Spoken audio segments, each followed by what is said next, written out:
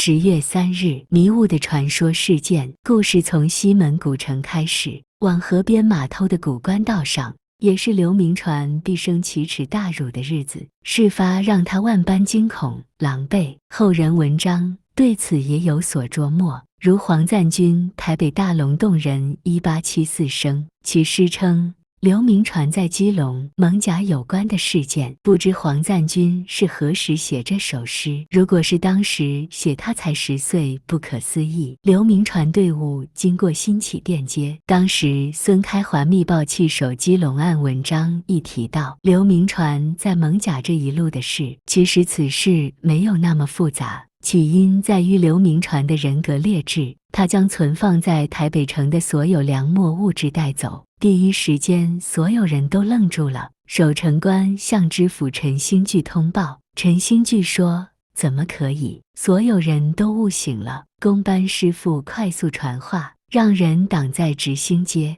守城官则从新起店街追赶。刹那间，百姓都往直兴街聚集，刘铭传的车队开始难以前进，前方围堵的人越来越多，围堵的人神情都很凝重，并充满悲痛气氛，队伍人员也跟着紧张惶恐。刘铭传没坐在轿内，但轿子却显得很沉重。忽然，队伍后面传出喧哗，守城官抓住一个人，大喊：“刘铭传在这里！”瞬间，所有人群都围过去，群众大喊：“死那么多人，你看到了没？”刘铭传回：“没有啊。”群众就拉着刘铭传往蒙甲旧街跑，大群的民众也跟着后面追。刘铭传被带到龙山寺斜对角的一块旱地，有一个大土坑，里面都是昨日阵亡的尸体或尸块。刘铭传看着土坑内的尸体，感觉有很多阴魂拉他入坑，他不由自主地向土坑内的尸体下跪磕头良久。这事件在当时几乎所有蒙甲人都知道，主因是刘铭传的人格劣质，争功诿过什么东西他都要。孙开华称刘铭传是不独将护卫战功一笔抹杀，且欲将轻弃基隆之罪，应作防护之人，彼以军务恐急，护防各营响许枪械，皆须取给御医。土坑旁水池早期叫美人穴，1884年时美人穴会冒出泉水。古地图左下方可看到一条河沟，小木舟可从淡水河划到美人穴。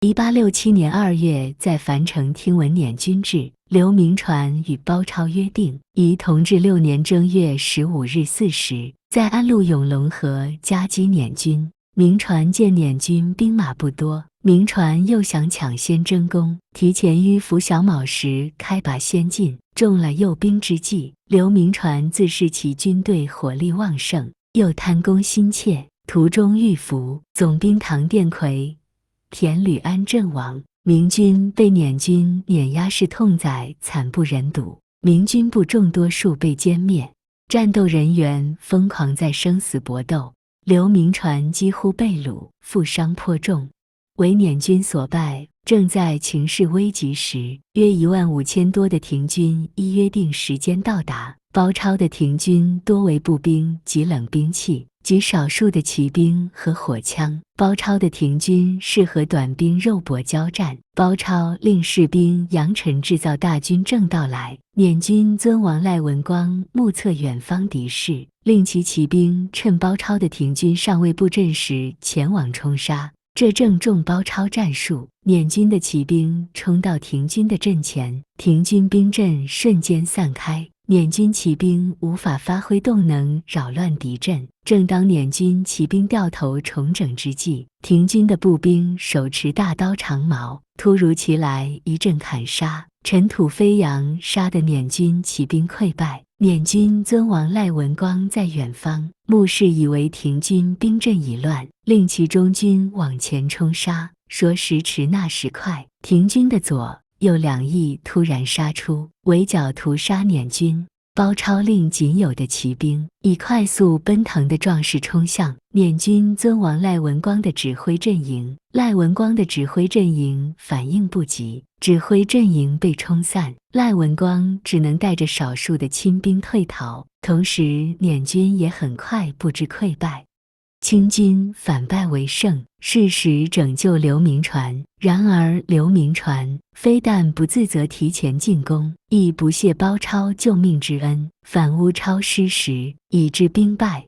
清史稿《鲍超传》，薛富成书廷君明军引龙河之意，明指此事之咎实在刘铭传。铭传并不善罢甘休，包超方死后不久，利用徽人刘秉章任川都以兴大狱，抄没家产，迫死超妻。后来清廷及慈禧都知道了，但清廷不可能自打嘴巴，也就留下这件史家都知道的大冤案。此役也让清廷的寿命多延长半世纪。刘铭传也因此役跟着封爵受益，但他没善罢甘休，蛮横目空一切，唯我独尊。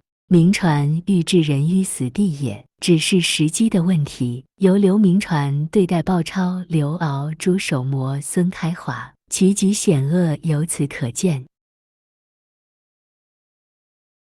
1884年10月3日，李氏卑斯思维着侦察兵的报告，在封锁线最好的位置开出一个缺口，但封锁线附近有个水雷点火哨，这个水雷点火哨无论如何非占领不可。李氏卑斯认为他没有足够的人力来执行一次登陆战，所以必须向在基隆洋面的孤拔请求步兵增援。1884那年无线电报还没有发明，从这次的战役中发现，法军的通讯方式约略有两种：一，在可视范围内的白天用旗号，晚上用灯号；二，在不可视范围内，就直接用人物移动传递信息。李氏卑斯向孤拔求援时，就是直接派德斯丹号的 Stein 军舰赴基隆向孤拔传递信息求援，但很多后人文章吹捧刘铭传坐镇台北城指挥清军作战打赢这场战役，不知道他是如何传递信息。刘铭传没有向日本海军少校东乡平八郎亲临马江战场，乘坐天成舰近距离观察战况。法军攻打台湾时，东乡亦随行观察，知彼知己，所以10月1日到10月8日，刘铭传都躲在台北府。1884年10月8日9时5分，李氏卑斯下令升起攻击信号旗，停泊于港湾外的7艘军舰，同时向2座炮台及周围防御工事炮击。李氏卑斯这次的作战任务是用凯旋号、Triumphante 等军舰的巨炮，要摧毁淡水港的防御工事，并清除水雷，然后占领淡水港，并加以封锁。法军的起心动念就是要清除河口的沉船形成的水坝封锁线，要在封锁线炸出一个缺口，开出一条水道，占领淡水港内锚地，并加以封锁。日后就派小型舰艇进入淡水河内扫荡，这才是李氏卑斯这次作战真正的任务。1883年8月18日，法军孤拔率7艘军舰在越南北部外海直接进入越南湘江，炮击顺安屯。2天之后，法军攻占顺安屯，占据了湘江入海口，兵临顺化城下，令越南朝廷惧怕，并且陷入混乱。1884年8月23日，法军孤拔率军舰直接进入闽江马尾，不到20分钟就把清廷船正水师打得几乎全军覆没。所以李氏卑斯这次作战真正的任务，要在封锁线炸出一个缺口，开出一条水道，要让军舰开进淡水河。10月2日，法军舰无差别炮轰护卫，对于协助构筑防御工程的工班人员而言，是一个亲人好友生离死别的悲惨日子。这种惨痛的事件绝不能让它再发生。当法军舰一靠近海岸射程范围内，警戒的工班人员立即通报，所有人员躲进暗洞土坑。法军舰越炮轰工班人员越愤怒，他们要将愤怒化为力量。如果法军胆敢上岸，公班人员将与守军共同对抗法军。公班人员的组成来自蒙甲木栅新店，还有客家族人及真正台湾英雄的各族社的山地同胞弟兄。此外，还有林维元率领500多名壮丁，以及北部很多爱勇，都自动参与要捍卫这片土地。至于很多文章提到，这一天护卫战场还有刘朝户、李同恩、张礼成。10月8日，刘朝户在台北府保护刘铭传，李同恩这时是护卫通商委员，他的老板还是刘骜。刘铭传称其8月2日才首次见到瘦弱不堪的李同恩，令其赶紧调养身体，所以此时的李同恩还没有木土勇的实力并参与作战。还有当时白旗翔工程团队根本都不知道有张礼成这事。10点正开始，法军登陆，大部队由北坡沙滩涉水进入丛林，向新炮台方向进攻并破坏炮台的大炮，随后转向白炮台进发，途中占领在2炮台之间的水雷点火哨所。法军的水雷班兵在淡水出海口封锁线由原指挥水雷装设的英国籍引水人卡洛利的协助下，引爆清军铺设于封锁线两侧的水雷，试图炸毁水坝封锁线，开出一条水道。这个英国人实在真贼。两边赚黑心钱。水雷引爆完成后，法军的水雷班兵立即撤回军舰，但河口水下封锁线完好如故，法军舰还是无法开进淡水河。如果10月8日刘铭传亲临护卫战场，近距离观察战况，知道法军舰是无法开进淡水河，然后尽全力把法军赶出基隆。法军舰若没有煤矿，法军还能够封锁台海吗？但刘铭传是一直躲在台北府，没有及时知己知彼。刘铭传贻误战机，导致战局拖延，耗损国力。上午11点45分，法军一名信号兵登上港口灯塔的石柱，用手势发出信号。我们的子弹迅速耗尽，损失惨重，我们非撤退不可。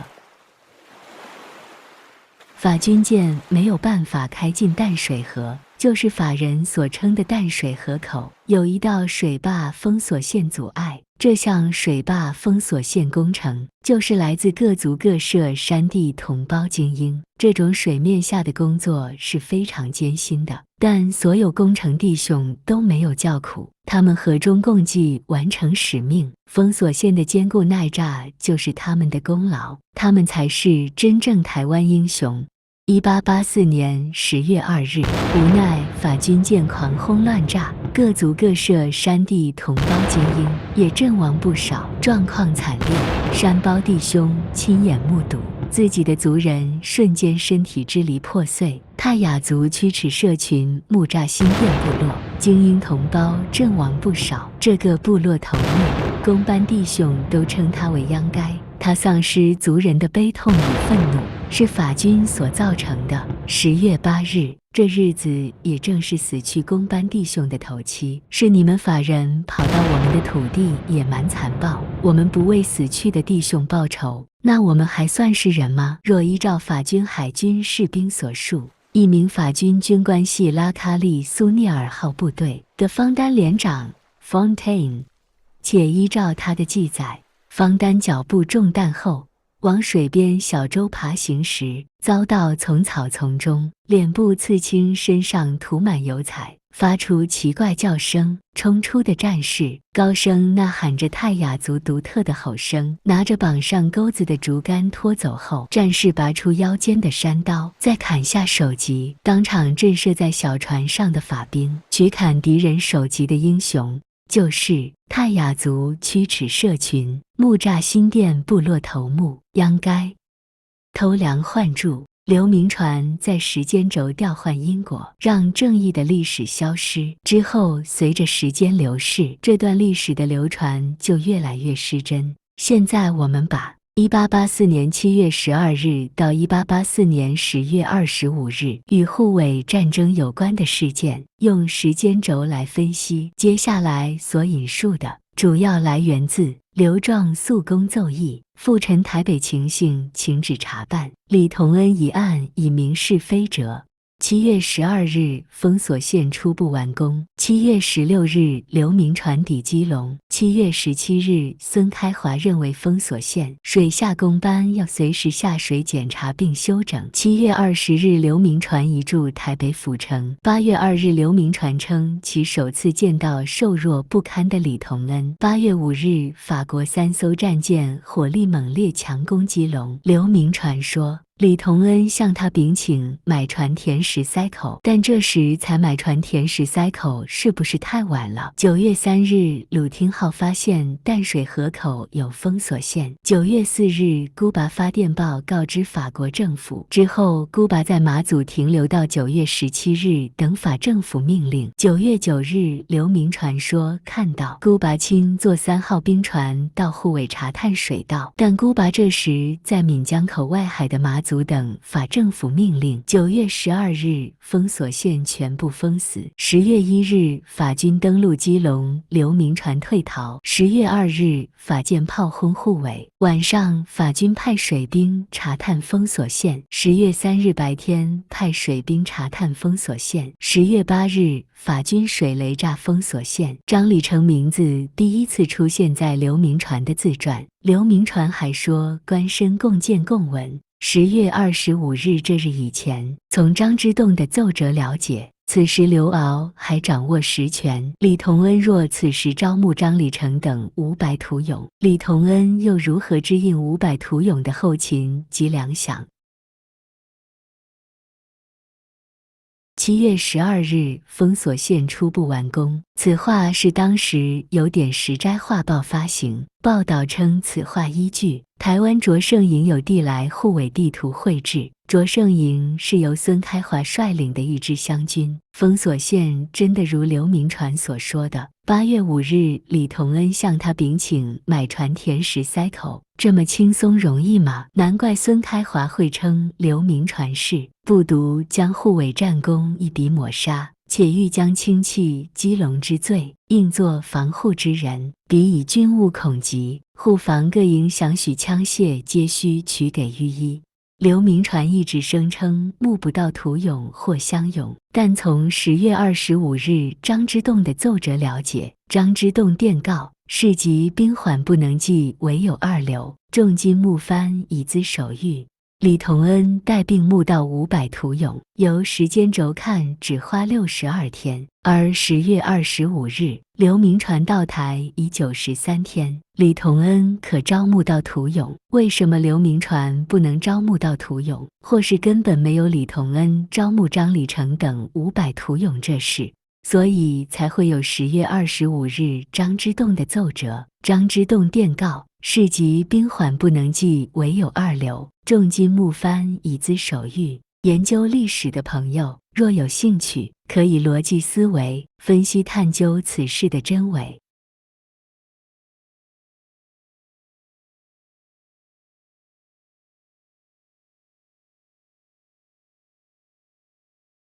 谢谢收看。